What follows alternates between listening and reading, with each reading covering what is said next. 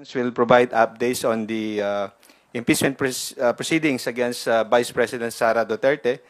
And joining us this afternoon is Attorney Antonio O.D.Z. Bukoy, the House Prosecution Panel spokesperson, who will be delivering his opening statement and addressing your questions later. Sir, the floor is yours. Thank you. Magandang hapon po sa inyong lahat. Salamat po at nandito kayo para bigyan ako ng pagkakataon na tumugon sa anumang katanungang meron kayo. Ang recent development po ngayon ay ang reply na nabanggit ko na ipa-file today. Ang deadline dapat bukas pa pero naniguro na kami dahil handa na rin naman kami, i-final na namin ngayon. Medyo naantala ho yung pagpunta namin dito dahil inantay namin yung received copy ng Senate pati na yung received copy ng Office of the Vice President pati po ng kanyang mga abogado. Ito po yon. Yan yung sa Senate. And then ito po naman, proof of receipt ng Office of the Vice President at ng kanyang mga abogado. Having said that, ako po ay handa ng tumanggap ng mga katanungan mula sa inyo. Thank you, Attorney Bukoy. We will take the first question from Bibian Gulia of ABS-CBN2. Magandang hapon, Attorney. Magandang hapon. Ano po yung highlights nitong reply na ifinal ninyo sa Senado, particular doon sa mga naging argumento ni Vice President Duterte? Okay, ang highlight ho nito, number one, there are several highlights. Yung pinakauna ho, sinabi niya na walang articles of impeachment na dapat sagutin sapagkat wala naman ito. Ibinalik ito sa Kamara. Ngayon ho, ito ho ay mali ho ito sapagkat kung maaalala ninyo, nag-issue ng kautusan ang impeachment court. Sinasabi na na padalan ng writ of summons si Vice President Sara at ilakip dito yung articles of impeachment. So, nung sinerve po yung summons na yung articles of impeachment, na natanggap naman niya and sinagot niya. Pangalawa, yung articles of impeachment po, if you will remember, dinifer ng House of Representatives yung pagtanggap nito. Pinagpaliban. Pangatlo, nag-issue ng order ang impeachment court na they are not dismissing or terminating the proceedings. So, buhay na buhay ang articles of impeachment. Pangalawa, sinabi niya, she was deprived of, pangalawa, sabi niya, meron siya mga affirmative defenses. Sinabi niya na, unang-una, may violation ng 1-year ban rule. Pangalawa, hindi siya nabigyan ng due process. Number 3, that the Senate is not a continuing body. Let's break it down. Yung una po, na sinabi niya, hindi siya nabigyan ng due process sapagkat nung ipinail yung complaint, yung tatlong complaint, hindi siya binigyan ng pagkakataon na sumagot dito. Ngayon, ganito po ang nangyari diyan. Yun hong Secretary General, nung tinanggap niya ito, inipon muna niya yung mga ibang complaints sapagkat alin ho sa doktrina nung Gutierrez versus the Committee on Justice, sinabi ng Supreme Court na maaaring buuin muna lahat ng complaint bago i-transmit o i-refer sa Speaker of the House. Na walang paglabag yon. Ano ang dahilan? Ang iniiwasan ho, ayon sa Supreme Court, merong isa, yung mauunang mag-file, na flimsy o walang kabuluhan just to bar other legitimate impeachment complaints. So, sabi ng mataas na hukuman, pwede yang ibigay, buuin muna, tsaka ipapasa. Ang importante, yun hong papasok siya dun sa 10-session day rule. 10-session day rule. Ngayon, mula ho nung final, yung pinakaunang impeachment complaint, hanggang doon sa pinakahuli, na December 2. Yung pinakahuli, February 5. Yan ho yung ang nakapirma, more than one-third ng mga congressman. Pasok ho yan lahat sa 10 session days na requirement. Such that, nung nirefer sa Speaker of the House, ang Speaker of the House, nirefer kagad yan sa plenaryo. Ngayon, anong nangyari sa plenaryo, dahil meron ng more than one-third, and ayon sa batas, pag more than one-third, yan na yung articles of impeachment. So, ngayon, hindi na kailangang i-refer yung tatlo. Dahil may articles of impeachment na eh. Doon ho, sisipa na yung 1-year bar rule. So, yun din ho, ito ay in relation doon sa una ko nabanggit, yung jurisdiction dahil nag-violate daw ng 1-year ban rule. Hindi po. Lahat ho ng impeachment complaint ay pumasok doon sa requirement na 10 session day rule. Pangalawa, ang sinabi niya, hindi siya nabigyan ng due process. Okay? Yung due process there are two ways of initiating an impeachment complaint. Yung unang kong paraan ay saklaw yung dalawang method. Yung isa, reklamo or complaint ng isang miyembro ng Kamara. Verified complaint. Yung pangalawa, verified complaint ng isang mamamayan na inendorso ng miyembro ng Kamara. Yung pangatlo, yung more than one-third. Ngayon, yung due process na sinasabi niya, ito po ay nag-a-apply kung ang complaint was initiated by referral to the Committee on Justice nung first two methods. Yung complaint ng mamamayan na inendorso ng miyembro ng Kamara or yung reklamo ng miyembro ng Kamara. Yan ho, dadaan yan sa proseso sa Committee on Justice. They will determine if it is sufficient in form. Tama ba yung forma? And sufficient in substance. Tama ho ba yung nilalaman? Ayon ho ba yan sa framework? Ngayon, tsaka ho magkakahiring yan. Tsaka magkakahiring. Ito, ang nangyari dito, nagkaroon na ng yung impeachment proceeding ho, nag-kick in yung 1-year ban dahil yung impeachment process na initiate through the more than one-third endorsement ng mga miyembro ng Kamara. Kaya ho, hindi na kinakailangang mag-hearing.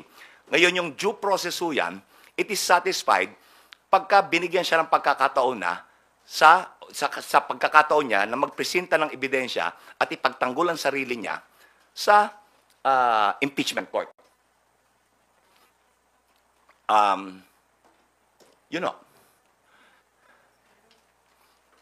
Sir, ano po yung argument ninyo, yung prayer ninyo and yung argument ninyo sa sinasabi na walang statements of ultimate facts dito sa trials? Yan ho, buti nabanggit nyo yan. Ang sinasabi nila, walang statement of ultimate facts. Ano ba yung ultimate facts? Yan ho, yung paglalahad, ano yung mga sirkumstansya, ano yung katotohanan, what are the facts na bumubuo dun sa sakdal. Ultimate facts. Pero hindi lang ho yan ang requirement ngayon eh. Na-repeal na ho yung 1997 rules of court na sinasite niya. May bago na ho ngayong rules, yung 2019 amendments.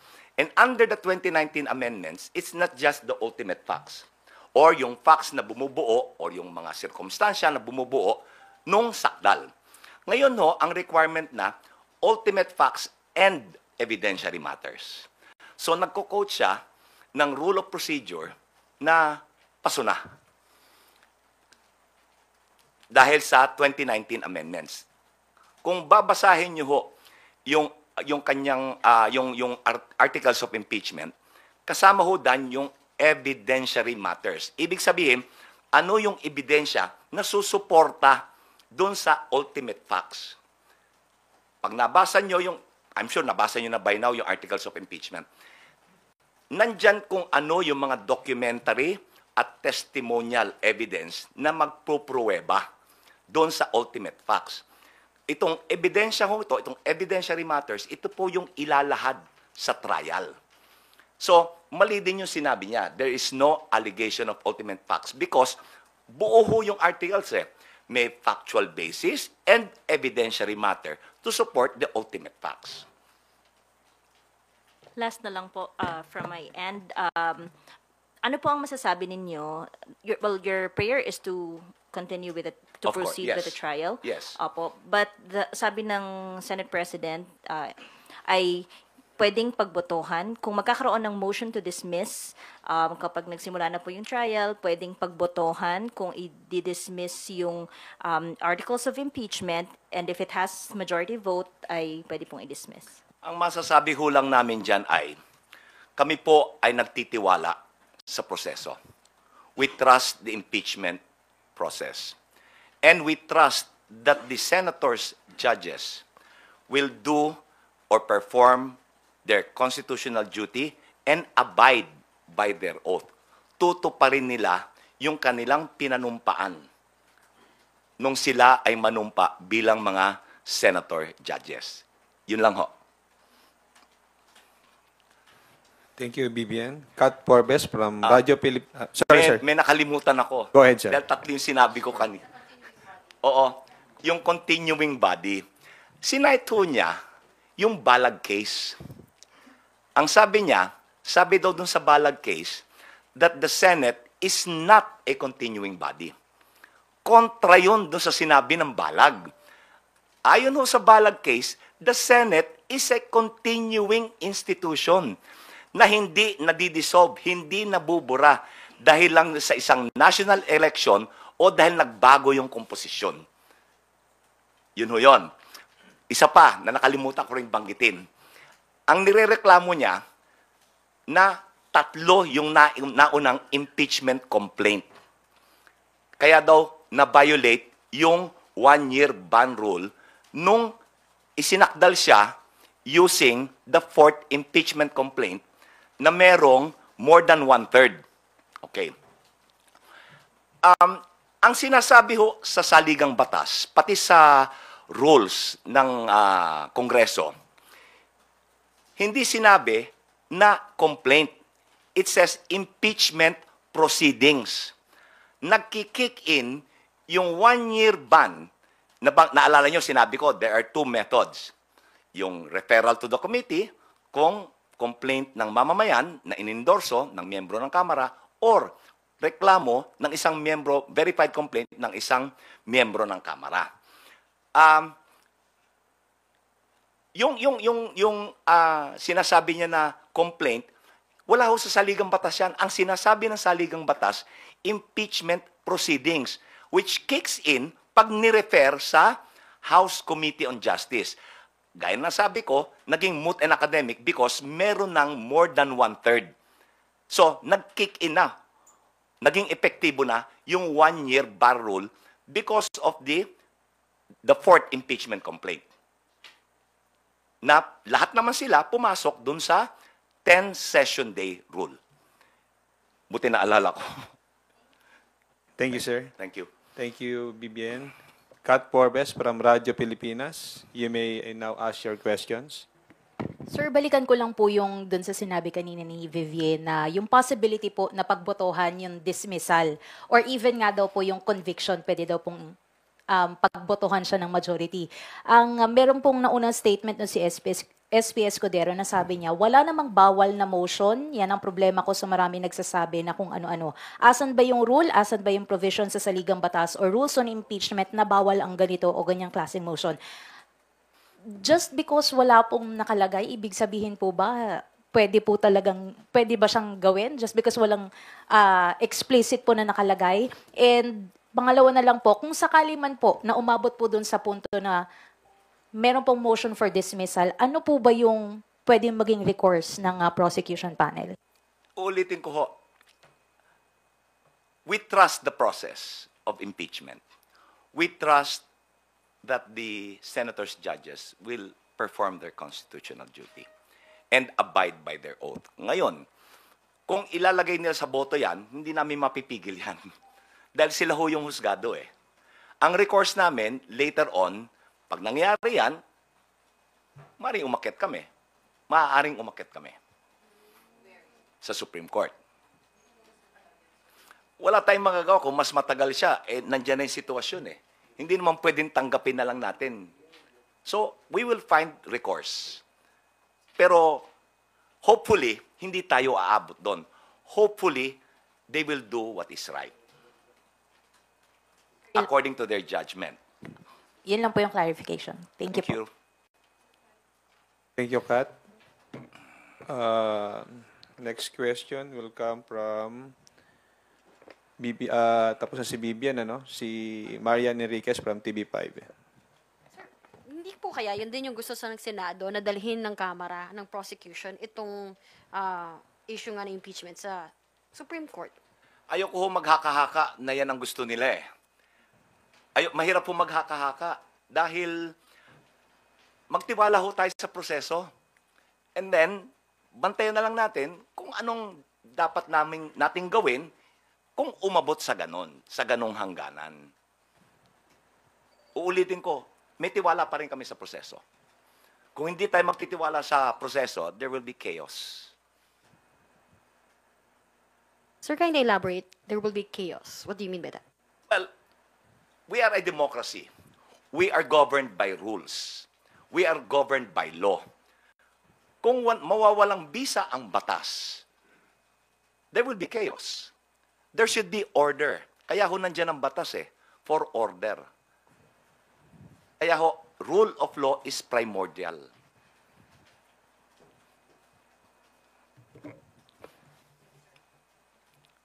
Thank you, Marian. Next up is Melalis Moras from PTB4. Hi, good afternoon, sir. Sir, follow-up lang po dun sa naging tugon nyo nga po kay Ate Vivian kanina regarding dun sa inyong reply. So, generally, sir, kung isa-summarize yung naging reply ng House Prosecution, ang sinasabi nyo, yung answer ad cautelam ng kampo ni Vice President Sara Duterte ay parang puno lang ng falsehoods and baseless yung mga arguments. Ganun po ba? In general, yes. Misconceptions, falsehoods, and general denial. What's a general denial? Hindi ho niya sinagot yung mga factual allegations Sinabi lang niya, hindi totoo yan. Ang problema sa general denial, na hindi mo sinagot in particular yung sakdal. Dapat kasi pag i-deny mo, sasabihin mo kung bakit. Sinabi mo ganito, hindi totoo yan sapagkat.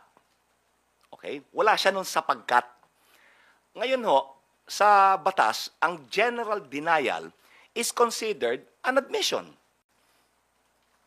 Ano yung mga marami siya hindi niya tinanggi that there was an attempt, merong attempt na supilin, to suppress yung paglabas ng mga dokumento from COA. Kung maaalala nyo, nabanggit ko sa dati kong paglalahad, itong kanyang chief of staff, si Attorney Lopez, sinulatan ng COA, huwag kayong makikipagtulungan. Huwag nyo ilalabas yung mga dokumento. Hindi niya itinanggi yun sa answer. Hindi niya itinanggi na malaking halaga ng confidential and intelligence funds ay nagasta sa napakaiksing panahon. Yung example ho dyan, yung 125 million, na ginasta in 11 days.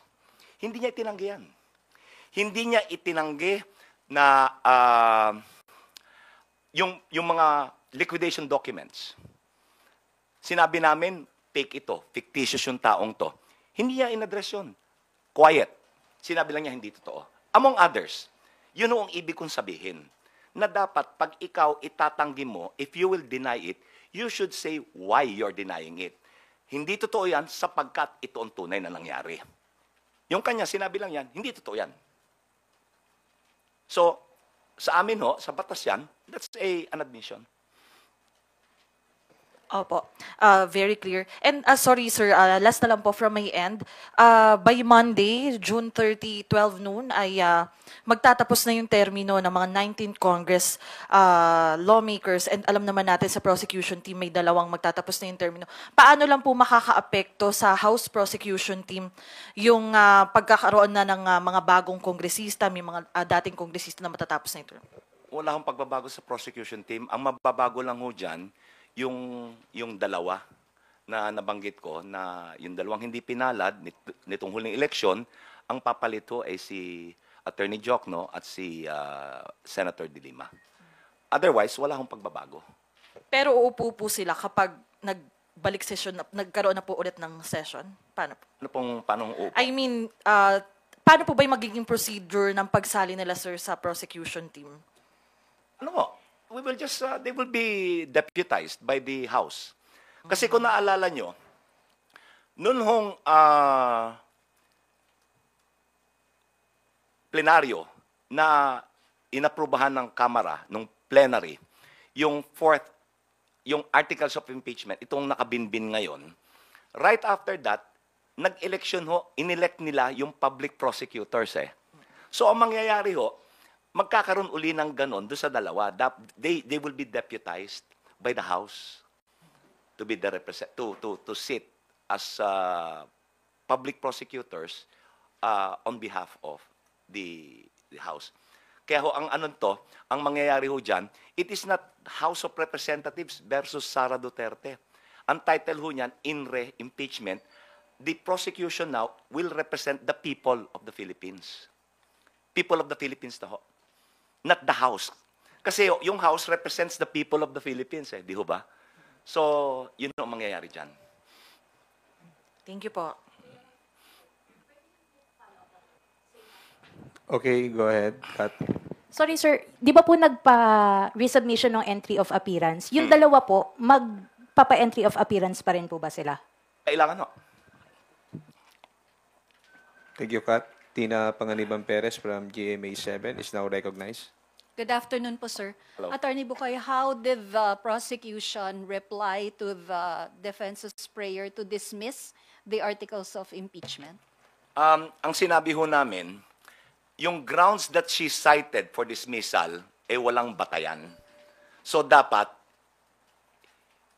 ma-deny. Walang batayan, yung grounds for dismissal, yun ho yung diniscuss ko kanina. Yung one-year ban rule, she was not afforded due process, Senate is not a continuing body, yun ho kaninang diniscuss ko. Na mali ho lahat eh. So, dapat i-dismiss. Hindi dapat. Dapat hindi bigyang pansin. So may prayer po yung prosecution na mag-trial na po tayo. Yes. Dapat yung no prohibited motion pero ilang beses na po nasagot. Thank you.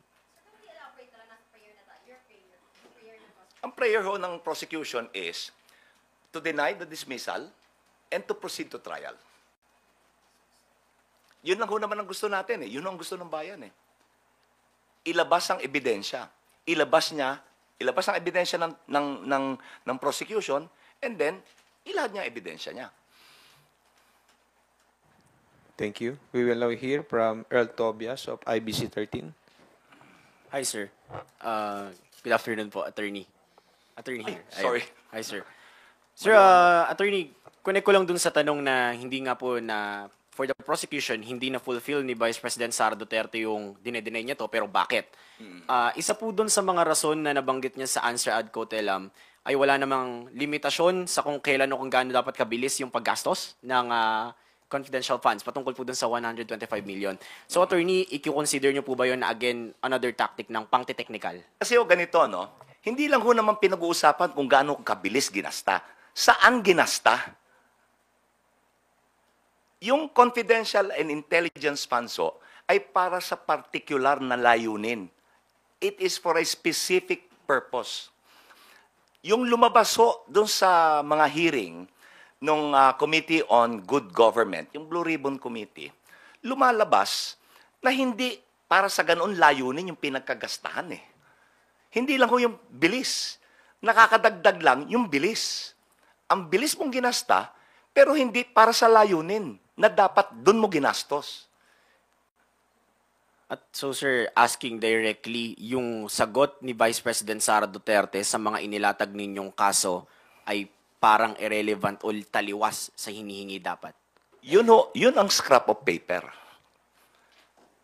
Tinuring niya na articles na scrap of paper, yun ang scrap of paper.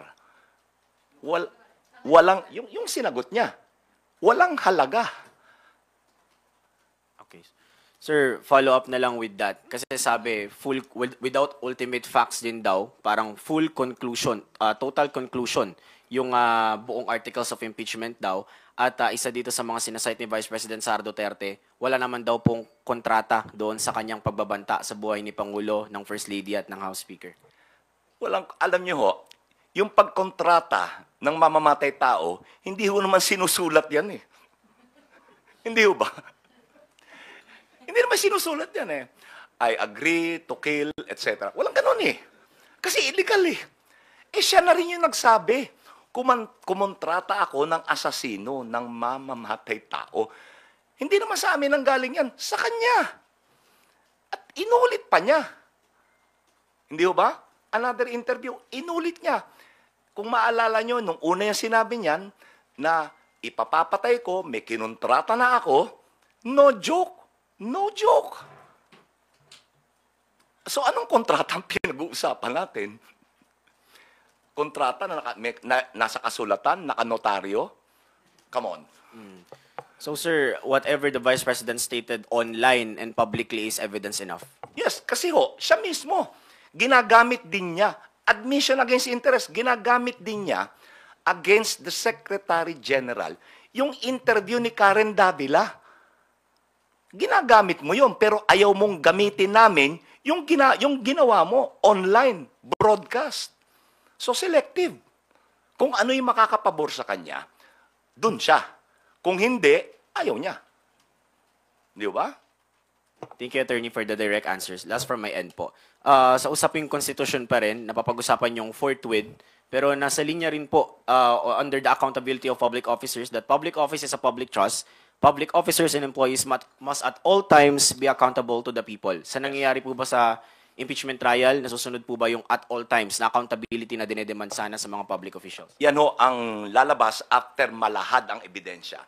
Yan ang lalabas after makinig ang panig ng prosecution, makinig ang panig ng depensa. Now, yung question of accountability, papasok na. Titimbangin yung ebidensya ng magkabilang panig. Yun ho ang sasagot, yun ang tutugon sa katanungan nyo. Thank you, Earl.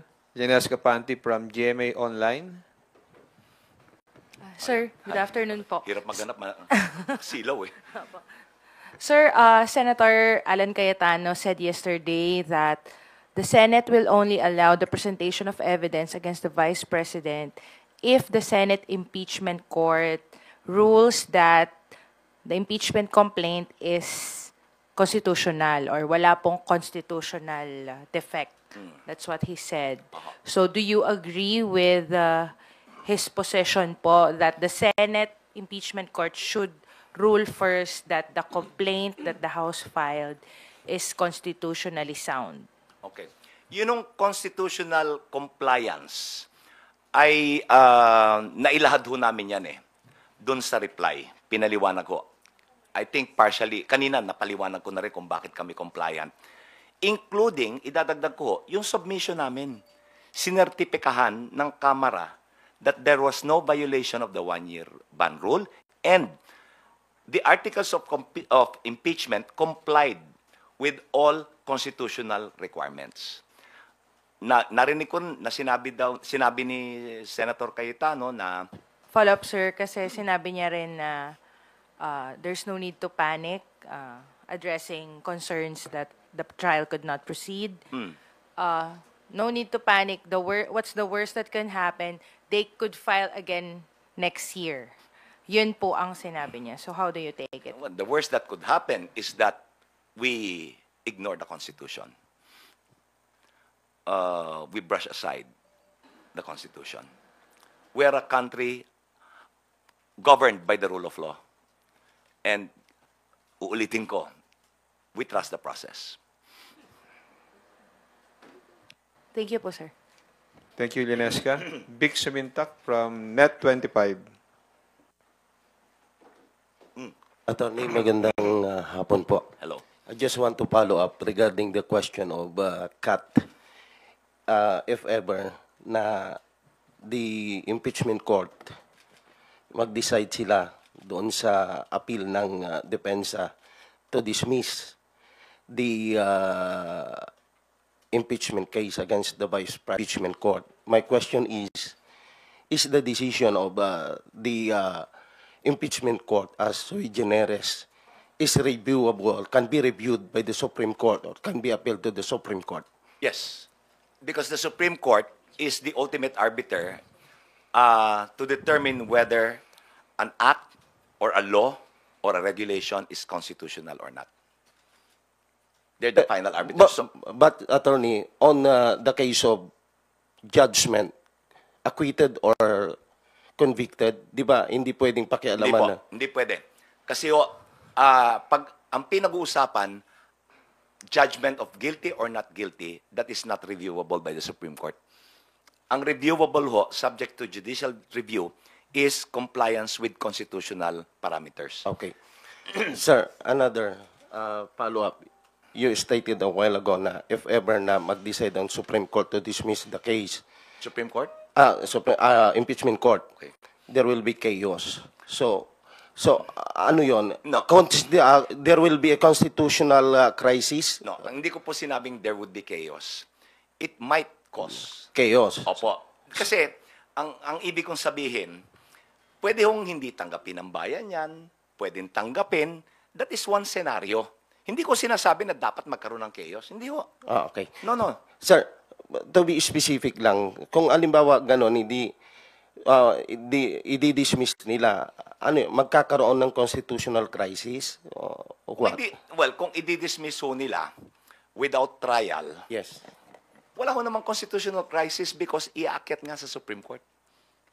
Pwede hong i-review kung tama yung pagkaka-dismiss ng walang trial yung articles.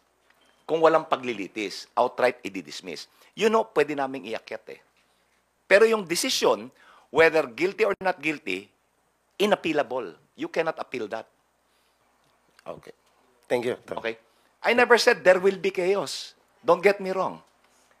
I never said there will be chaos. There might. It's a possibility. Pwedeng tanggapin ng bayan, pwedeng hindi. Everything is possible. Pwedeng tanggapin, pwede wala. Because ang ultimate na boss ho natin ay ang taong bayan Thank you. Thank you, Vic. Rosalie Cas from UNTV. Go ahead. Hello po. Good afternoon po, Attorney. Hi. Yeah, last interview with you via Zoom po kasi na-mention nyo po, yun pong balak nyo after na ma-submit yung pleading or yun pong tugon sa reply. answer ad cautelam. Opo, can you walk us through what will happen next after you submitted to the Senate your reply to the motion of VP Duterte? Itutulak nyo pa rin po ba yung pagkakaroon ng pre-trial Yes, ng mas maaga? Opo. Kasi yung pre-trial is very convenient for all parties concerned. Dahil sa volume, sa dami ng aming dokumento, mahirap po itong i-identify. Pagka nagtatrial ho kasi, kada piraso ng ebidensya, ipapa-identify mo, mamarkahan mo, so tatagal ho yung proseso. With a pre-trial, may pre-marking. So, pag presenta mo sa testigo, markado na, ipapa-identify mo na lang. Malaking convenience. May inaay po ba kayong particular date ng start ng pre-trial? Wala po. Nasa sa impeachment court po yan Pero para ho sa amin, mas maaga, mas maganda. Ay, may nabanggit din po si Senate President Escudero na yun pong inyong pagiging spokesperson ng House Prosecution Panel is only until June 30 and kailangan po ba na i-renew yung designation nyo na yon pagpasok ng 20th Congress? Hindi na ho pa dapat pagtalunan yan dahil madali ho namang i-comply yun Madali ho i-comply. Hindi na ho dapat pagtalunan yan.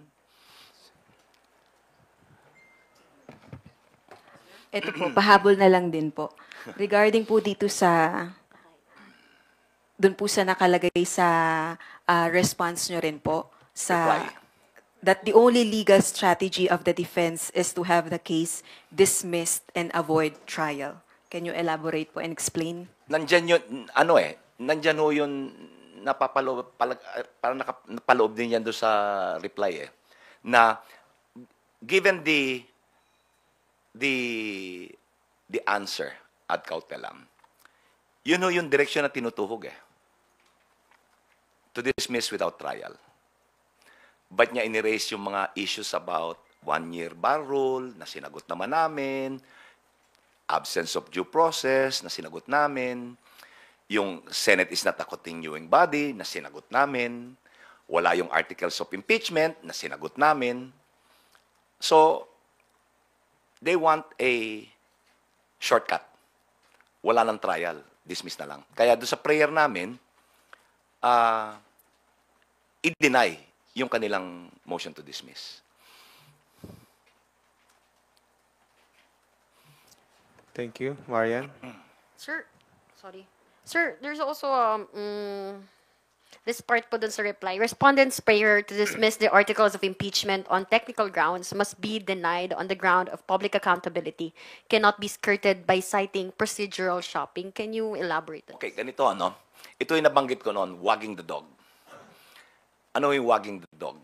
It's an idiom. Mas binibigyan ng halaga yung merong lesser value kesa sa mas importante. Ano bang mas importante dito? Yung substance, yung katotohanan. Okay?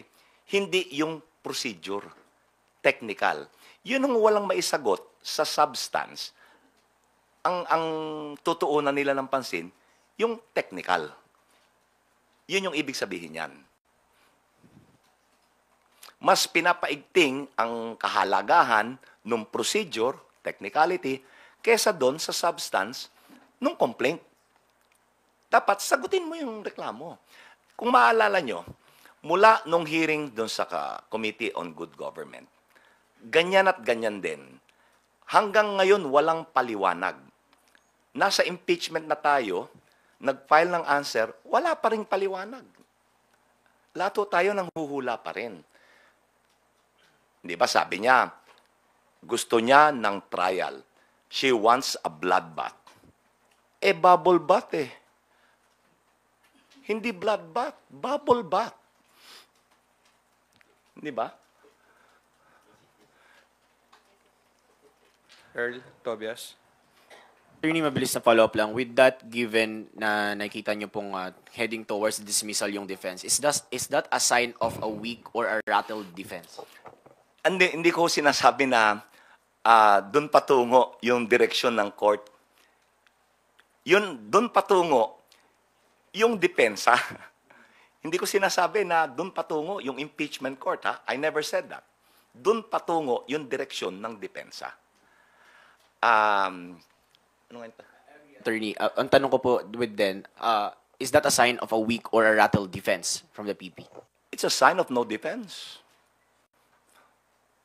Kasi kung may depensa on the facts, gaya ng sinabi ko, hindi general denial. Specific denial. Hindi totoo sapagkat ito ang totoo. Wala nun Wala ho nun. Okay? Sir, sorry. Sorry, follow. Meron daw po kasing mga statement po si EPCC Senator Alan Peter Cayetano yesterday na dapat daw muna bago pag-usapan yung dismissal, talakayin yung jurisdiction nga, no, nitong pagtalakay ng impeachment complaint, lalo kung tatawid pa sa 20th Congress. Kailangan pa ba yan pag-usapan, sir? Sige ho. Kung yun ang gusto ng impeachment court wala kami magagawa. Kung ang gusto ng impeachment court, talakayin yung jurisdiction, sige po. Handa naman kami sagutin yun Wait, Vika. I'll just recognize Scott Forbes from Radyo Pilipinas, then you. Sir, out of curiosity lang po, kasi si Attorney Michael Poa, itinalaga po siya as spokesperson ni VP Duterte for the defense.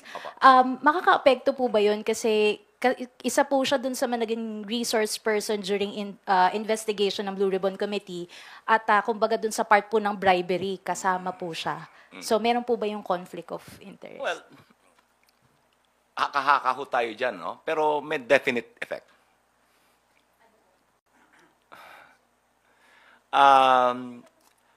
Kasi,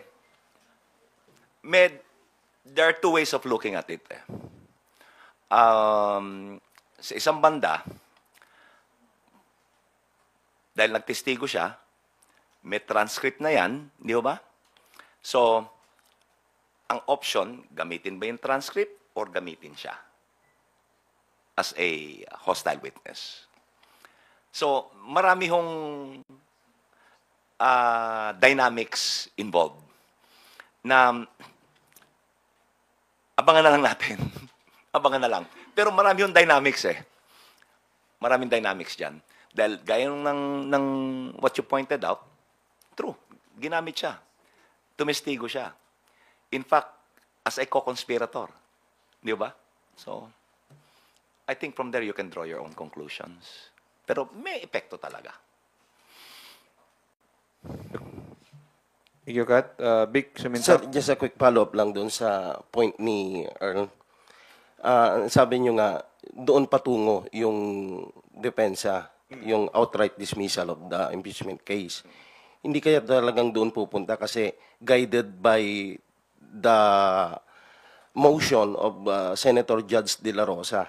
In the first place, kaya nagkaroon ng ganyang issue na sumagot sila ng pati sa answer ad quotem dahil nga doon sa motion na yon to dismiss. Ayoko hong maghaka-haka na sinundan nila yung lead ni Senator De La Rosa. Haka-haka na ho yan eh. Pero sa pamamaraan ng pagsagot, ayaw mag-trial. Tahasan kung sasabihin.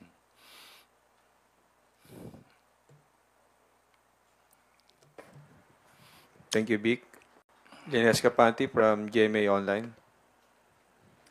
Sir, on the yung possibility ulit of motion to dismiss, should the Senate Impeachment Court entertain a motion to dismiss similar to what was put forward by Senator De La Rosa, given that the Senate already discussed that motion and amended it, in the event na ganun ulit, may mag-move ulit, kahit hindi si Senator De La Rosa, defense or any other senator judge to dismiss outright, should the Senate Impeachment Court entertain that motion, deliberate on that motion, kahit na napag-usapan na thoroughly before? Hindi ho namin mapipigilan yan kung gusto nilang i-entertain yung motion eh. Hindi ho namin, we cannot object. Sila yung husgado eh. We cannot object kung yun ang unan lang gustin. Pero kung para sa amin, hindi ho karapat-dapat. But nasa sa husgado ho yan. Thank you, Lenesca. Red Mendoza from Manila Times. Hi po, good afternoon po. Hi. First question lang po. Na-point po ng PDP laban si Attorney Freddy Topacio as the official spokesman for the impeachment trial. Ano pong inyong masasabi sa pagkaka-appoint ng PDP, the party of the father of the Vice President, kay Attorney Freddy Topacio? Everybody welcome. The more minds, the more ideas, the more discussion para ma-educate yung bayan. Okay lang ho yan. In the same vein na yung announcement po ni VP nung Wednesday na si Attorney Michael Powa is going to be her defense spokesperson. Okay lang ho yan. Attorney, nagsalita si VP sa isang interview sa RT and she said in a foreign media news website or outlet na the impeachment is politically motivated, na it's part of the Marcoses' way to perpetrate themselves into power. And connected daw ang arrest ni PRRD and the impeachment of her. Kasi sinabi niya na nag-file na hindi nagtagumpay yung People's Initiative against People's Initiative for the Parliamentary Reform Government, kaya nag-move ng impeachment against her. Your thoughts po, attorney, about dun sa sinabi ni VP sa RT interview niya? Hindi ko na ho panghimasukan yung mga sinasabi niya na ito part of a scheme na hindi natuloy yung parliamentary reform. Hindi ko na ho panghimasukan yan, pero ang masasabi ko lang ho, hindi ito pamumulitika. Ang pamumulitika ho, walang basihan, gumawa ka ng katang-isip na reklamo. Hindi ho ito katang-isip eh. Totoo ito. May investigasyon ito. May mga findings ito. Suportado ng ebidensya. So, paano naging pamumulitika? Ang pamumulitika, you pull something out of thin air. Gumawa ka, nagkatang-isip ka ng reklamo. Ito, hindi ito katang-isip eh. Totoo, may ebidensya eh. So, hindi ito pamumulitika. She also claimed in the RT interview na meron daw nagkaroon doon ng nagkabayaran daw sa impeachment. Ito yung sinasabi na 150 million and she quotes yung sinabi ni Toby Chanco na nagkaroon doon ng bayaran for the impeachment trial. She said it in an international news outlet. So, of course, masasabi ng of course, this is Russia Today, state-sponsored, ally ito ni former President Duterte, Putin. So, of course, makikita sa ibang bansa na ang impeachment natin dito, dinadaan lang sa bayaran. What's your take on this? Well, haka-haka lang ho yan. PR.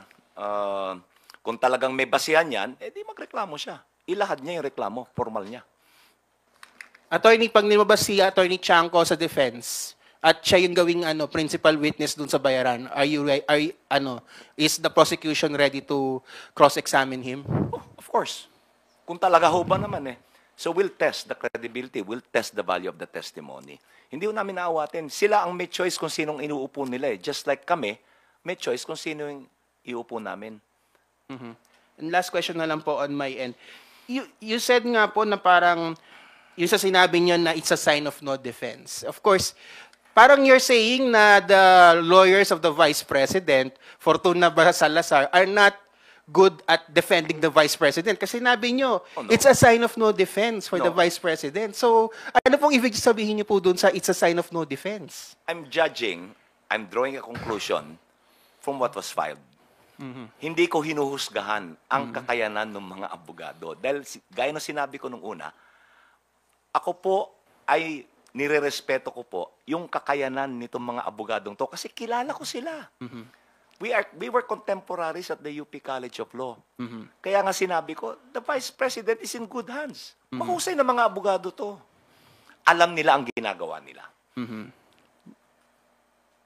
Kasi po, medyo lang man po, sinasabi nyo, it's a sign of no defense. Parang you're precluding na na walang depensa yung sa pleading na nakita ninyo do sa answer niya na parang walang kadepensa yung Vice President, parang she's evasive sa defense niya. Yun ang basa namin do sa complaint, do sa answer. Yun ang basa namin. Walang depensa. Hindi ko hinuhusgahan ng abogado. Yung answer ang hinuhusgahan ko. Hindi yung abogado. Gaya na sabi ko, inirerespeto ko ang mga abogadong yan, mahuhusayan. Kung hindi mahusayan, hindi kukunin niya ni BP Sara. Di ba? Hindi kukunin niya kung hindi mahusayan. May tiwala siya sa mga abogado niya. So, inirerespeto ko yan. Yung choice of lawyers, inirerespeto ko. And like I said, she's in good hands. Okay. Thank you. Okay. Thank you, Red. We will now proceed with the closing statement of Attorney Bugoy. Okay, ngayon po, we are at the brink of proceeding to trial. Sana, umusad na tayo para we can put this behind us so that this is healthy for democracy. Ito hong nagiging usapin natin. Ang tao ho ngayon, nagkakaroon ng interest. Ano ba itong impeachment? Ano ba itong pananagutan? Nagiging usap-usapan, nagkakaroon ng pagtatalo, nagkakaroon ng palitan ng opinyon. This is healthy for democracy. Ang akin lang, magtiwala tayo sa proseso, lumabas sana ang katotohanan, kung kinakailangan i-convict, i-convict, base sa ebidensya. Kung kinakailangan i-acquit, i-acquit, base sa ebidensya. So, sana ho, matuloy yung trial na at umusad na agad pagpasok ng bagong Kongreso. Yun lang po. Magandang hapon sa inyo. Maraming salamat po ulit. Attorney Antonio O.D.Z. Bukoy, the impeachment spokesperson of the House Prosecution Panel. To everyone, magandang tanghali po. Maraming salamat.